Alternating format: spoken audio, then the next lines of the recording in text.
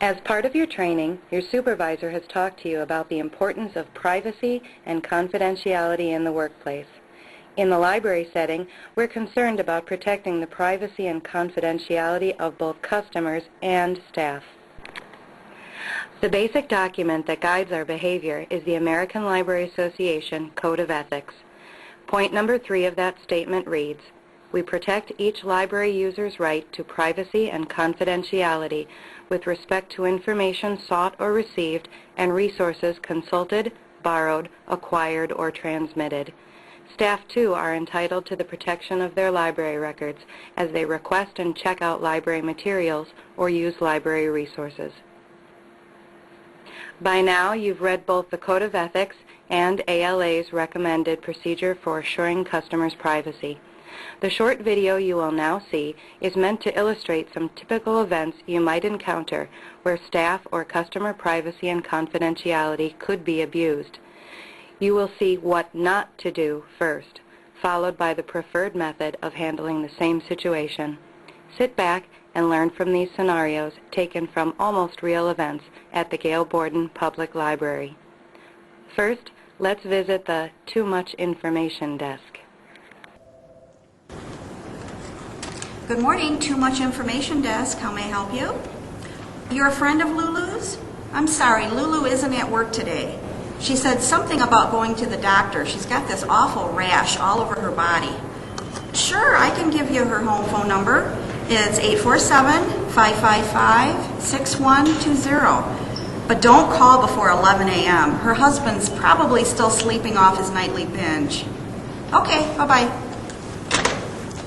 Hi, may I help you? Yeah, my friend checked out this really cool book on airplanes. I was wondering if you could look up the title for me.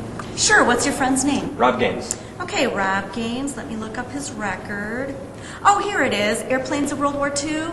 Okay, and he also has these books checked out, Winning Your Divorce, A Man's Survival Guide, and The Absolute Beginner's Guide to Cooking. Okay, thanks. Well, I hope that really was a friend of Lulu because our staff person gave out way too much information. When a patron calls asking for a staff person, never volunteer details of that person's personal life or home contact information, no matter how insistent the caller is. Offer voicemail, offer to write down a message, but don't broadcast how to reach Lulu at home or Lulu's life story. As for helping out the patron with the memory problems, he'll have to call his friend for the title of the book on airplanes. Staff should never look at a patron record for books checked out at the request of a library patron, and in general, only view items checked out by a patron when needed to do their jobs. Let's listen to another example, showing instead how this conversation should occur.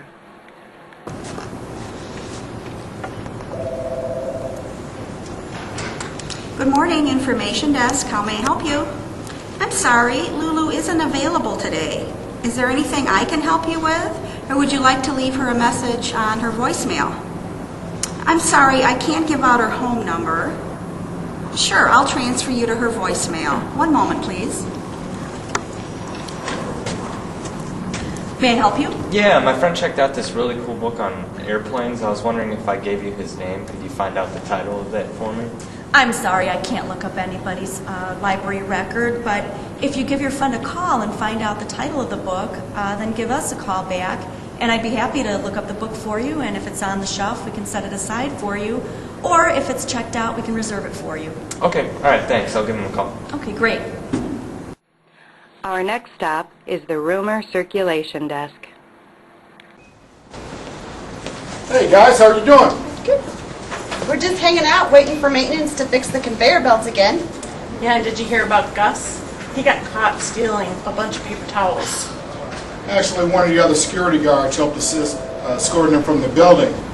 Gus said he was going to sue the library for emotional distress. That's what I heard. He's going to sue the library. He said the towels are planted on him.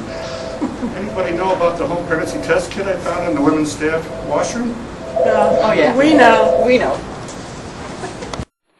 Well, these folks really know the scoop on everyone and are ready to share. But of course, personal information is confidential and should stay that way for everyone's protection. Who knows how far from the truth this story really is, and by the time the rumor mill finishes with him, Gus will be labeled the Clyde Barrow of the library. As for our pregnant coworker, she will announce her good news at her own pace. Staff should always assume that medical information is confidential until made public by the employee. Let's try this again. With training, I'll bet they could do this better. I wonder why Gus left the library. Has anybody heard why he left? I don't know, I haven't heard anything. Well, you know, it's a personnel issue. We really should stop gossiping and get these books checked in. Hi, Tammy. Hi, Tammy. Good morning. Guess what? I have exciting news. My husband Larry and I just found out we're expecting in August. Oh, that's wonderful. Now around the corner, and we're at the Youth Helpless Desk. Hi. I'd like to sign my son up for story time, please. Okay, just fill in your name, address, and phone number on the list.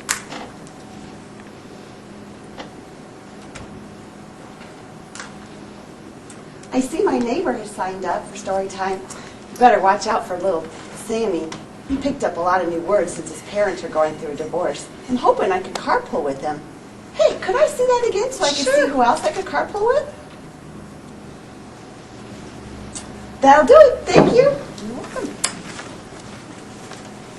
We're looking for a suspect. Could I have a list of every book that Ryan Matthews has checked out? Do you have some paperwork? I think I'm supposed to ask for something. That would be a subpoena, ma'am. No, I did not have time to get a subpoena. I had a more important stop to make first. Have a donut? Ooh, chocolate with sprinkles, my favorite. I'll get you that in a jiffy. Hey, there's a cop here looking for a criminal. Can someone cover a desk for me while I look for Ryan Matthews' card and eat my donut? Busy day in the youth department. First, sign-up should be done by staff so the chatty mom won't have an opportunity to read the whole list and share her observations on all the other children. As for the subpoena incident, for the protection of patron information, all requests from law enforcement personnel should be accompanied by a subpoena, which will have to be reviewed by the on-duty library person in charge. As in example number 1, the patron identification and library records should be confidential unless requested through an official subpoena. Now let's watch this again and see how they have improved.